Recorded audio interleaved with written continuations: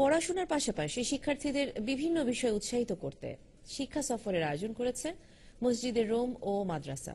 এবারে শিক্ষা সফরে ইতালির গ্রাম্য জীবন সম্পর্কে ধারণা দিতে ছাত্রছাত্রীদের শহরের বাইরে ইতালীয় গ্রামগুলো পরিদর্শনে নিয়ে যাওয়া হয়। বিস্তারিত দেখুন আমাদের প্রতিনিধি সাইরা হোসেন রানীর পাঠানো রিপোর্টে। ইতালিতে বেড়ে ওঠা পরবর্তী প্রজন্মকে স্থানীয় শিক্ষার পাশাপাশি ধর্মীয় শিক্ষায় উৎসাহী করতে বাংলাদেশিদের দ্বারা পরিচালিত মসজিদগুলি গুরুত্বপূর্ণ ভূমিকা রাখছে। খ্রিস্টান ধর্মাবলম্বী এই দেশে ইসলামকে প্রতিষ্ঠা করতে অপরিসীম চেষ্টা চালিয়ে যাচ্ছে ইতালির রাজধানী রোমে প্রতিষ্ঠিত মসজিদ।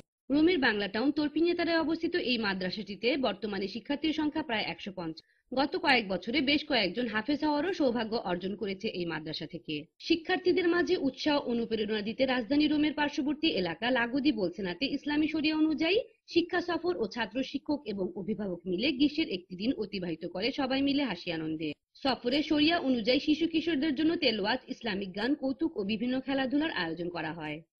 মসজিদে রোমের খতিব ও মাদ্রাসার প্রতিষ্ঠাতা সভাপতি মোহাম্মদ মিজানুর রহমান বলেন, শিক্ষার্থীদের লেখাপড়ার পাশাপাশি খেলাধুলা ও বিনোদন শিক্ষার্থীদের মনে একটু শরিয়া অনুযায়ী আনন্দ দিতে আমরা এই আয়োজন করেছি।